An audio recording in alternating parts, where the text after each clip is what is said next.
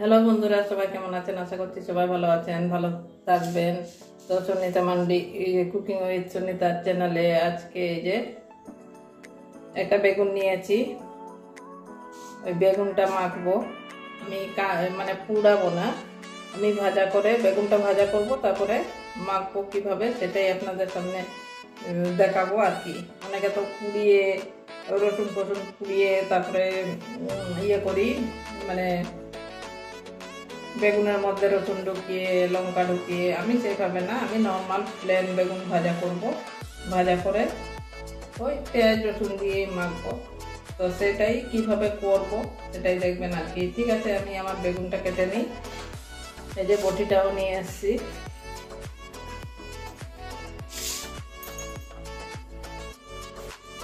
কেটে নিচ্ছি বেগুনটা। দেখুন একদম কচি বেগুন আছে।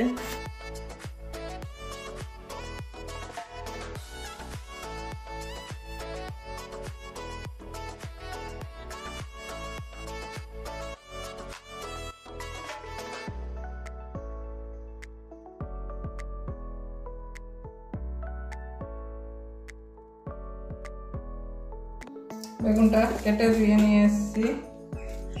ফার্স্টে এই যে একটুখানি নুন দিয়ে দেবো।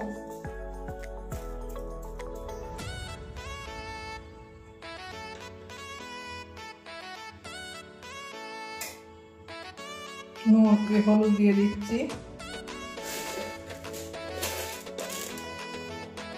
চিনি একটা দিয়ে হাফ চামচের মতো দিয়ে দিলাম। এবারে ভালো করে মাখিয়ে নেব। যখন চিনি দেবেন দেখবেন বেগুনের টেস্টটা একটু মিষ্টি মিষ্টি লাগে আর একদম কড়কড়া ভাজা হয়। যেহেতু আমি মাখবো ওই জন্য আর অন্য কোনো মশলা দিলাম না, নাহলে অন্য মশলাও দেওয়া যায়।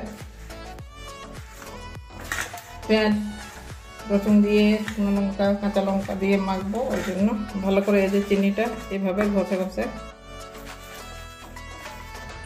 নিয়ে নিচ্ছি। চিনি তো সবসময় বেগুনে লেগে যায় না, এটাকে ঘষে ঘষে এভাবে ঘষে ঘষে নিতে হয়। এই যে দেখুন নিচে পড়ে আছে, এগুলো একটু জলও বেরিয়েছে। বেগুন থেকে একটু বেগুনের একটা কষ থাকে, ওটা বের করলে খুব ভালো। যাদের বেগুন খাওয়া শ্যুট হয় না, আমারও শ্যুট করতো না আগে, তো আমি এভাবে ইউটিউবে দেখে দেখেই শিখলাম যে বেগুনটাকে আগে নুনে মাখিয়ে রেখে দিতে হয়, তারপরে ধুয়ে আরও একবার ধুয়ে রান্না করলে। এই যে এখন খাচ্ছি, এখন কোনো রকম আমার কোনো প্রবলেম হচ্ছে না। আগে বেগুন খেলেই এত মানে কি বলবো অ্যালার্জি হতো, সেই ভয়ে আর বেগুনই খেতাম না। ঠিক আছে, এবারে রান্নায় ফিরে যাব। এবারে আবারও গ্যাসটা ধরিয়ে নিচ্ছি, কড়াইটা বসিয়ে দিচ্ছি। কড়াইটা গরম হতে দেবো। গরম হয়ে গেছে, এবারে সরষের তেল নেব। বেশি তেল ডালছি না, আমি ঢাকা দিয়ে দিয়ে ভাজবো, জাস্ট বেগুনটা সিদ্ধ করার মতো, মানে নিচে যেন না লেগে যায় সেই জন্য। তাও একটু বেশি তেল দিলাম, তো একটু মানে যাতে বেগুনটা সিদ্ধ হয় সেভাবে তেল দিয়েছি। বেগুনটাকে আগে ভেজে সিদ্ধ করে নেব, তারপরে আসল রান্নাটা হবে আর কি।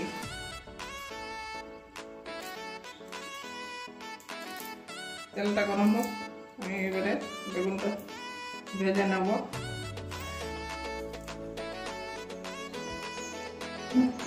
তেলটা গরম হয়ে আসছে,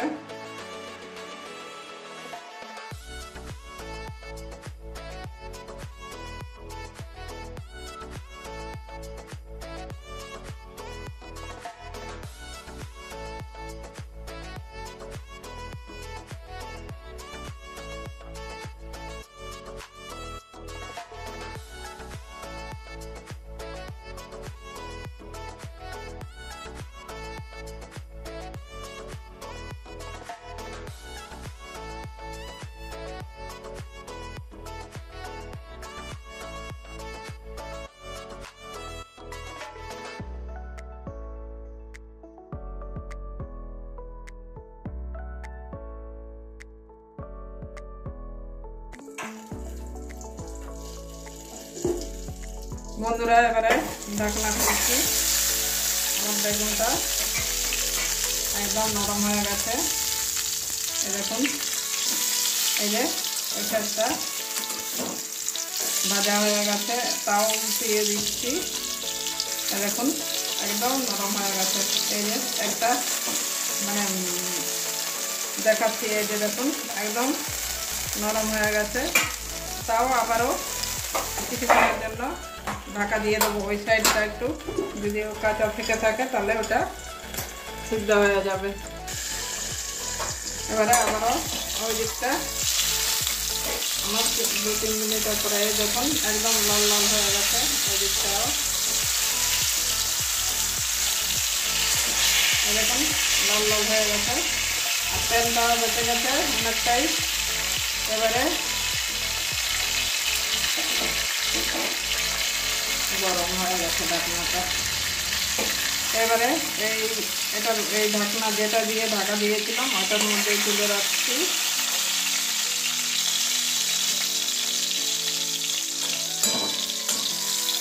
তুলে নিচ্ছি। বেগুনগুলো সব তোলা হয়ে গেছে। গ্যাসটা একদম লো আঁচে রেখেছি।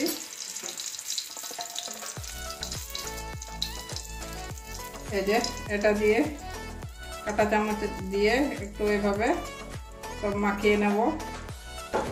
সিদ্ধ তো হয়ে গেছে আমার। এবারে মাখাটা দেখানো যাচ্ছে না।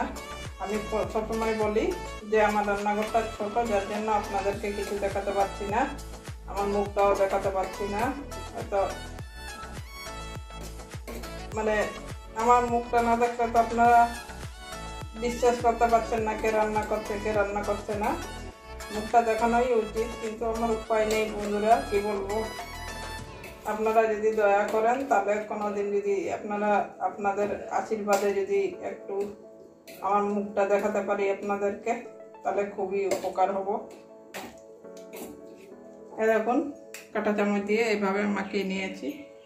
এবারে ফোড়নে দেব হচ্ছে কাঁচা লঙ্কা, পেঁয়াজ মাখিয়ে রেখেছি। ফার্স্টে এই যে শুকনো লঙ্কা দিয়ে দিচ্ছি। একটা শুকনো লঙ্কা 3 ভাগে ভেঙে দিয়েছি। এবারে কাঁচা লঙ্কা, পেঁয়াজ এটাকে ভেঙে ভাজা করে নেব পেঁয়াজের কাঁচা গন্ধ যাওয়া পর্যন্ত। ঝালটা আপনারা যেরকম ঝাল খাবেন সেরকম দেবেন।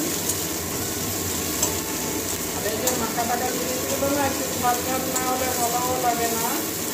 তবে যেটা একটু বেশি করে লঙ্কা দিলাম, 2টো কাঁচা লঙ্কা দিয়েছি আর একটা শুকনো লঙ্কা ভেঙে দিয়েছি।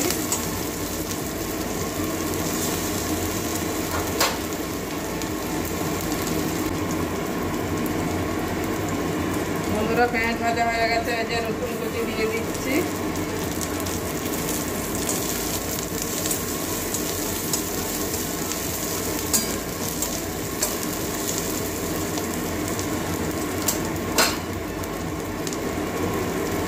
লাস্টে একটু কালো জিরেও একটু বেশি করেই দিয়ে দিচ্ছি। দেখুন কালো জিরে তো খাওয়া কতটা ভালো আমরা জানি সবাই, সবসময় এরকম আসছি। ঠান্ডা লেগে গেছে, গরম ঠান্ডা এখন, কখনো গরম লাগছে কখনো ঠান্ডা লাগছে, বোঝা যাচ্ছে না। এবারে এই যে ভেজে রাখা বেগুনটা দিয়ে দেব।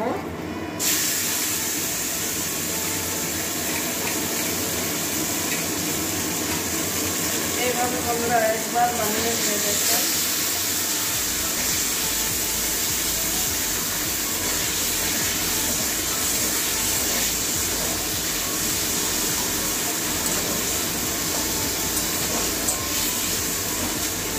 এই যে কঞ্চিটা একটু ভালো করে মিশিয়ে নেব।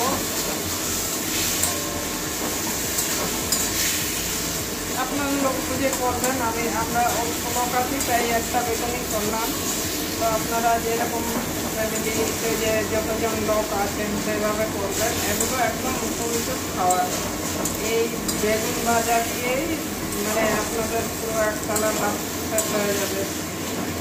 খাওয়া কাউকে এইরকম জিনিস বানালে কারণ মানে এ মন ভরে না, প্রত্যেকদিন বলবে আরও এরকম জিনিস বানাও।